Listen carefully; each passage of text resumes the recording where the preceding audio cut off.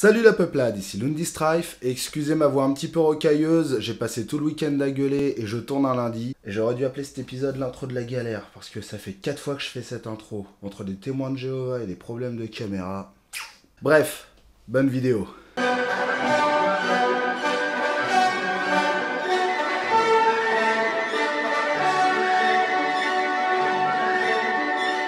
Et cette vidéo, de quoi ça s'agit? Eh bien déjà, pas de Becherel parce que je parlerai convenablement.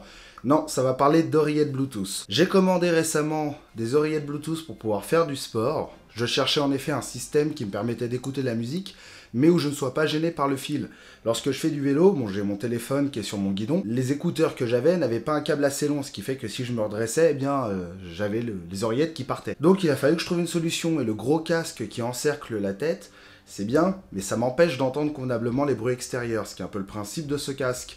J'ai donc essayé de trouver une solution annexe, et alors que je regardais Black Lightning sur Netflix, eh bien j'ai vu un des gars, un des personnages principaux,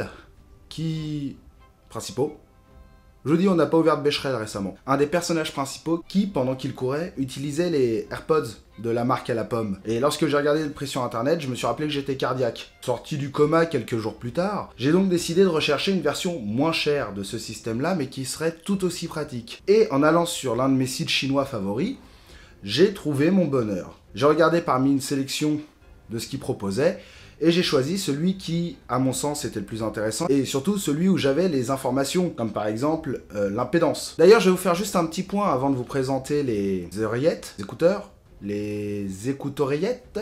Bref, je vais vous faire un petit point là-dessus. Lors de mes deux précédentes vidéos sur des casques, je vous avais dit que l'impédance, plus était haute, moins la résistance électrique était élevée. Déjà, c'est l'inverse. Là, je m'étais complètement raté. N'allez pas regarder cette vidéo, c'est la première vidéo facecam de ma chaîne. C'est une horreur. N'y allez pas. Elle n'existe pas. Ce n'est pas les droïdes que vous recherchez. Ensuite, dans la deuxième vidéo, lorsque j'ai présenté... Ah ben, on le voit plus. Lorsque j'ai présenté ce casque, je vous avais dit que plus l'impédance était élevée, meilleur le son était. Oui et non. En effet, c'était vrai il y a encore à peu près 8-10 ans, mais aujourd'hui, c'est faux. Pourquoi? Parce que... Enfin, c'est faux. Façon de parler. Avec l'essor des smartphones, les constructeurs d'oreillettes, de systèmes d'écoute ont décidé de développer plus intensément des écouteurs à bas prix, avec des très faibles taux d'impédance, puisque plus l'impédance est faible, moins il y a de résistance électrique, moins il y a de résistance électrique et moins ça consomme de la batterie. Par conséquent, ils ont commencé à essayer de développer des produits qui avaient peu d'impédance avec un son convenable, car les gens achetaient de plus en plus d'écouteurs, écoutaient de plus en plus via leur smartphone. C'est pour ça qu'aujourd'hui, l'impédance joue pour très peu. En réalité, ce qui jouait à l'époque, c'est que les casques qui avaient plus de 50 ohms d'impédance étaient des casques pour musiciens, qui se branchaient sur des gros amplis, car justement avaient besoin d'une forte tension électrique pour fonctionner convenablement. Et de ce fait, ces casques-là valaient cher. Et s'ils valaient cher, ils avaient du bon son. C'était un peu la théorie de l'époque. Sauf qu'aujourd'hui, comme je viens de vous l'expliquer, ça s'inverse. Ce qui fait qu'on peut avoir une très faible impédance, environ 8 ou 16, et avoir un son tout à fait correct. Et aujourd'hui, ce qu'on va surtout prendre en compte, c'est les dB, les décibels, cette valeur-là, si vous préférez. Lorsqu'elle dépasse 100, eh bien on peut considérer que c'est de la bonne qualité. C'est plutôt comme ça qu'il faut le voir. Alors, je vous en développerai bien plus dans une vidéo plus dédiée sur comment configurer son PC lorsque je ferai enfin la vidéo sur les périphériques. Mais en attendant, vous avez déjà un petit ordre d'idée de savoir à quoi sert cette valeur. Eh bien, si elle est supérieure à 100 dB, c'est plutôt bon signe. Et donc j'ai cherché un petit peu sur le net, et en voyant ces écouteurs, et surtout en voyant la fiche technique de ces écouteurs, et en voyant le prix, je me suis dit, allez, vas-y, je me lance. Et quand je les ai reçus, j'étais tout content.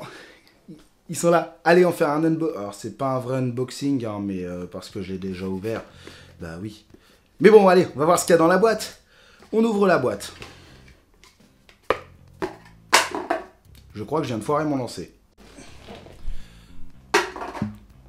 Dans la boîte, qu'est-ce qu'on a? On va avoir une petite coque qui permet de ranger les écouteurs et surtout de les recharger. Ceci est une station de dockage. Les écouteurs vont se mettre dedans et vont se recharger dedans. Celle-ci contient une batterie qui se recharge elle aussi en micro USB. Cette batterie permet de recharger environ 10 fois chaque oreillette, donc une vingtaine de fois une oreillette. Dedans, vous avez 4 petites LED. Je vous mets une photo. Ces LED s'allument en bleu lorsque vous avez de la charge, et la première LED à gauche s'allume en rouge lorsque c'est en charge. Lorsque cette LED s'éteint, c'est que le compartiment est chargé. Ensuite, Nous avons des petits embouts caoutchouc de rechange. Et là, c'est le point négatif, je vous en reparle un peu plus tard. Nous avons le câble USB que je n'ai pas ouvert, puisque déjà j'en ai des dizaines et des dizaines qui traînent à la maison. C'est de l'USB, micro USB classique. Il n'y avait aucune raison que j'utilise celui-ci, donc je me suis dit que j'allais le garder pour l'ouverture de la vidéo. Donc c'est un câble USB vers micro USB, tout ce qu'il y a de plus classique. Voilà, rien à dire. Et ensuite dedans, on va avoir un manuel tout en chinois. Ouais! Il y a la version anglaise derrière. Non, je déconne, j'avais préparé cette blague. Il est aussi en version anglaise, puisque c'est un produit que j'ai acheté en Chine. Voilà. Vous allez me dire, mais attends, il manque un truc là. T'as le manuel, t'as le dock et tout. Mais oui, les oreillettes. Elles sont là. Les oreillettes, je les ai déjà installées, alors je les ai pas allumées actuellement, mais les voici. Ah, ça fait bizarre, j'entends tout.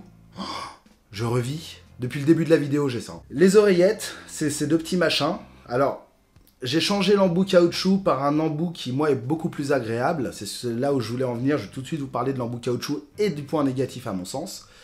C'est que cet embout caoutchouc est pas fait pour les grandes oreilles. Il est fait pour les petites oreilles. Et les deux autres paires qui sont fournies sont exactement de la même dimension.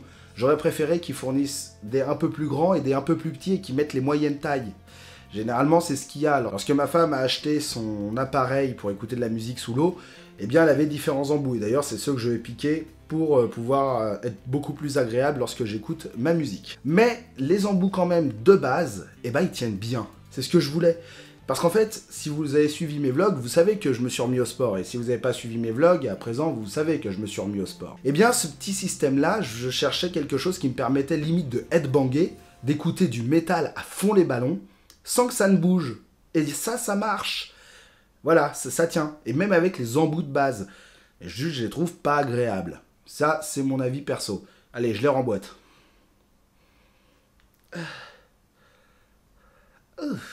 Et voilà, ils sont à nouveau installés. Et maintenant, on va passer à un test pour voir si ça tient bien. Wouh! Je vois plus rien, je suis aveugle! Non, ça va, je vois un peu. Oh, bonjour madame. Ah non, c'est Batman. C'est mes lunettes qui n'ont pas tenu. Les plugs sont toujours ici. J'ai fait exprès de pas couper, j'ai juste fait une accélération pour pas que vous disiez « Ah, c'est parti, t'en as ramassé, etc. » Non, non, non, ils ont pas bougé d'1 millimètre. Ça tient impeccablement bien. Et pour vous expliquer un petit peu le fonctionnement, ces oreillettes Bluetooth ont 8 ohms d'impédance, ce qui en soi est suffisant, car ça permet de pouvoir les faire durer plus longtemps.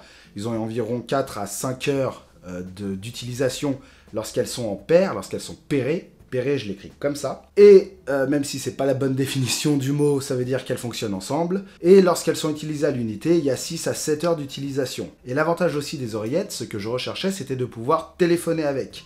J'ai appelé mon frère et il m'a dit qu'il m'entendait absolument très bien.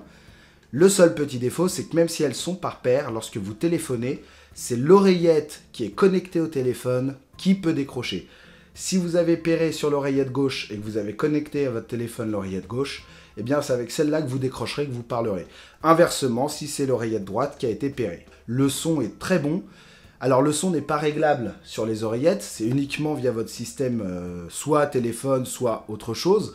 Personnellement, je l'ai connecté au système Bluetooth de ma PS Vita. Lorsque j'en ai qu'une seule, eh ben j'ai peut-être un quart de seconde de latence. Ce qui fait que lorsque je regardais une vidéo d'une personne qui parlait, je voyais ses lèvres bouger et j'avais le son en décalé.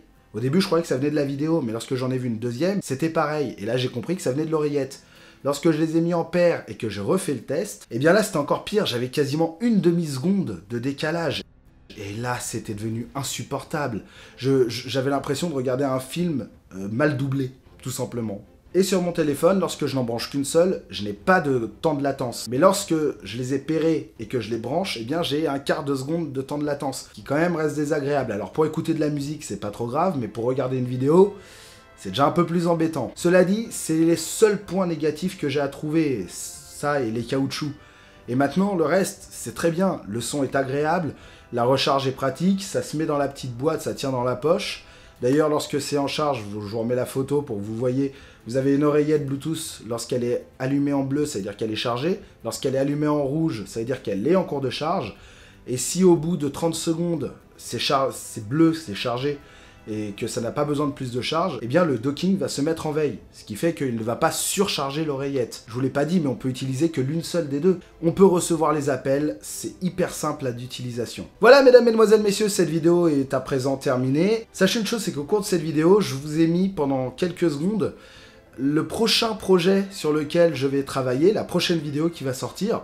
Alors, à vous de trouver ce que c'est, à vous de trouver à quel moment c'est.